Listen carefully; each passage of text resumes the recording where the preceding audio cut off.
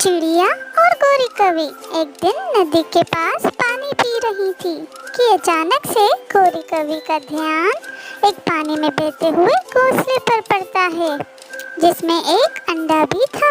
रानू चिड़िया, देखो तो जरा, नदी में एक घोंसला बहता आ रहा है। गोरी बहन, इसमें तो एक अंडा भी है। न जाने किस बदनसीब माँ का होगा, कितना रोई होगी वो बेचारी अपने अंडे के लिए। घोंसला बहते बहते रानू चिड़िया के पास आ जाता है और चिड़िया उसमें से अंडा निकालकर बाहर रख देती है। रानू चिड़िया, ऐसा लग रहा है ये अंडा तो किसी चिड़िया का ही है। हाँ गोरी बहन, ये अंडा तो किसी चिड़िया का ही लग रहा है। कितना रोई होगी वो बेचारी जब ये अंडा उस चिड़िया से जुदा हो गया होगा। गोरी बहन, मैं ऐसा करती हूँ कि मैं ये अंडा अपने घोंसले में ले जाती हूँ और मुझे तो ये ऐसा लग रहा है कि इस अंडे में बच्चा भी है जो आज या कल इस अंडे से बाहर आ जाएगा। चिड़िया, मेरे अलावा किसी को इस अंडे के बारे में नहीं पता। तुम ऐसा करना कि इस बच्चे को अपना बच्चा बना लेना। गोरी बहन, इस अंडे से निकलने वाले बच्चे का मैं पूरा ध्यान रखूंगी, परंतु अगर आपको इस अंडे से निकलने वाले बच्चे की असल माँ का पता चल जाए तो आप मुझे ज़रूर बताना। मुझे इस अंडे से निकलने वाले बच्चे को अपनी माँ से मिलाकर ज़्यादा खुशी होगी। ऐसा कहते हुए वो चिड़िया उस अंडे को अपने घोंसले में ले आती है। न जाने इस अंडे से निकलने वाला बच्चा कैसा होगा, किस रंग का दिखता होगा। वो तो इस अंडे से निकलकर सबसे पहले मुझे ही दिखेगा और वो तो मुझे ही अपनी माँ समझेगा।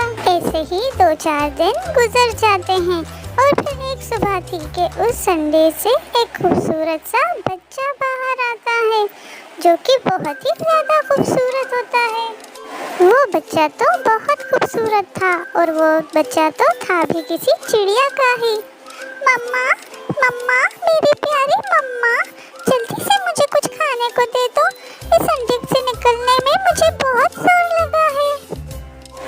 रानू चिड़िया तो उस बच्चे को देखती ही रह जाती है। ये बच्चा कितना खूबसूरत है और इसके पंख कितने प्यारे हैं। मम्मा, मैं बहुत थका हुआ हूँ, जल्दी से मुझे कुछ खाने को दे दे। मैंने अपने बच्चे के लिए पहले से ही कुछ फल रखे हुए हैं। मेरा बच्चा बातें कितनी प्यारी प्यारी करता है। वो बच्चा तो बहुत ही ज्यादा भूखा था और वो खाना खाते ही सो जाता है। वो चिड़िया तो सारा दिन उसी बच्चे को देखती रहती थी। उस चिड़िया को तो उस बच्चे से बहुत ही ज्यादा प्यार हो गया था।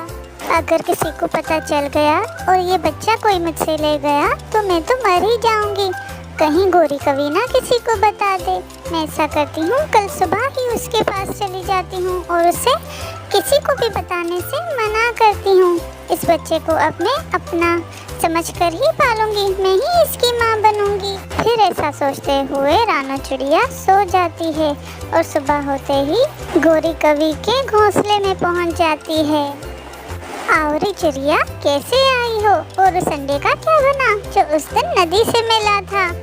गोरी बहन, बहुत ही खूबसूरत बच्चा निकला है उस अंडे में से और वो बच्चा तो मुझे ही अपनी मम्मा समझ रहा है।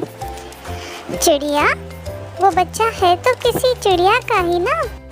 हाँ हाँ गोरी बहन, वो बच्चा किसी चिड़िया का ही है। मैं इसीलिए आपके पास आई हूँ कि अगर कोई इस बच्चे के बारे में पूछे तो उसे ना बताना। वो बच्चा मुझे बहुत प्यारा हो गया है, मैं उसे अपना बच्चा समझकर पालूंगी। चिड़िया, अगर कल को उस बच्चे को पता चल गया कि तुम उसकी असल माँ नहीं हो तो क्या वो रह लेगा तुम्हारे पास? इस बात का तो मुझे नहीं पता, परंतु मैं उसे किसी को नहीं बताने दूंगी कि वो मेरा बच्चा नहीं है। ऐसा कहते हुए रानू चिड़िया वहाँ से चली जाती है। गोरी, ये बच्चा उसी अंडे से निकला है जो नदी से मिला था। जी कालू जी। और ये चिड़िया अब तो उस बच्चे के प्यार में और भी पागल हो जाएगी। पागल तो अब मैं बनाऊंगा उस चिड़िया को। थोड़ा बड़ा होने दे उस बच्चे को। चिड़िया उस बच्चे के लिए फल ले जाती और तरह तरह के भोजन। चिड़िया उसे उड़ना सिखाती और भोजन की तलाश करना। वो उसे हर जगह अपने साथ ले जाती।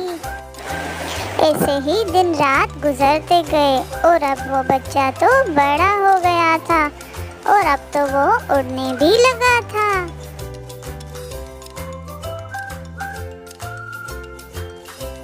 चिड़िया ने उस बच्चे का नाम रोज रखा था। फिर एक शाम वो चिड़िया और रोज अपने घोंसले में आराम कर रहे थे कि अचानक से वहाँ कौवा और कौवी उड़ते हुए चिड़िया के घोंसले में आ जाते हैं। चिड़िया देखकर तो लगता है बहुत ही ज़्यादा प्यार हो गया है तुम्हें इस बच्चे से। अपने बच्चे से तो हर कोई प्यार करता है। वो नदी वाली बात तो नहीं पता चली इस बच्चे को। गोरी बहन चुप हो जाओ, ये कैसी बातें कर रही हो आप मेरे बच्चे के सामने। अच्छा तो फिर ज़रा हमारे पास आ जाओ।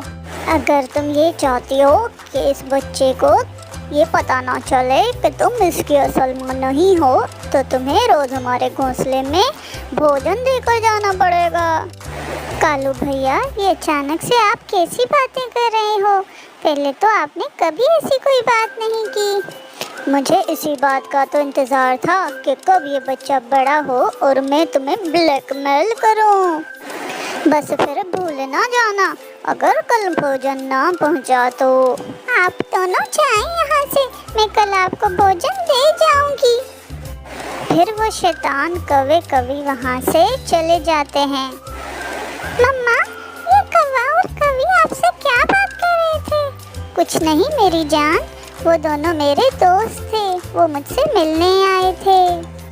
रोज बेटा, आप उनकी बातों के बारे में ना सोचें। कालू जी, अब तो वो चिड़िया रोज हमें भोजन दे जाया करेगी, इसी डर से कि कहीं हम उसके बच्चे को बता न दें कि वो उसकी असल माँ नहीं है। फिर ऐसे रोज चिड़िया कौवे कौवी के लिए भी भोजन ले आती। वो पहले उनके घोंसले में जाती, उनको भोजन देती और फिर अपने बेटे रोज के लिए भोजन ले जाती। रोज मेरी जान, क्या आप मेरे बगैर रह सकते हो? मम्मा, ये कैसी बातें कर रही हैं आप? भला कोई अपनी माँ के बगैर भी रह सकता है? आपको कुछ नहीं होगा, हम हमेशा एक साथ रहेंगे। वो चिड़िया तो हर वक्त डरी रहती कि कहीं उसके बच्चे को ये ना पता चल जाए कि वो उसकी असल माँ नहीं है। फिर एक दिन कौवा और कौवी फिर से चिड़िया के घर आते हैं। मैं आपको भोजन तो दे आती हूँ, फिर क्यों आए हो आप मेरे घोंसले में? बताते हैं, हम कौन सा वो नदी वाली बात बताने आए हैं। मम्मा, ये कौवा और कौवी तो उस दिन भी नदी वाली बात कर रहे थे। आखिर ये नदी वाली बात क्या है? कुछ नहीं मेरी जान, ये दोनों मेरे पुराने दोस्त हैं, मुझसे मजाक करते रहते हैं। अच्छा माँ, मैं नदी से पानी पी कर आता हूँ, मुझे बहुत प्यास लगी है। ये कहकर रोज वहाँ से उड़ जाता है और झाड़ियों के पीछे जाकर छुप जाता है। वो जानना चाहता है कि आखिर कौवा और कौवी क्यों उसकी माँ को ब्लैकमेल करते हैं।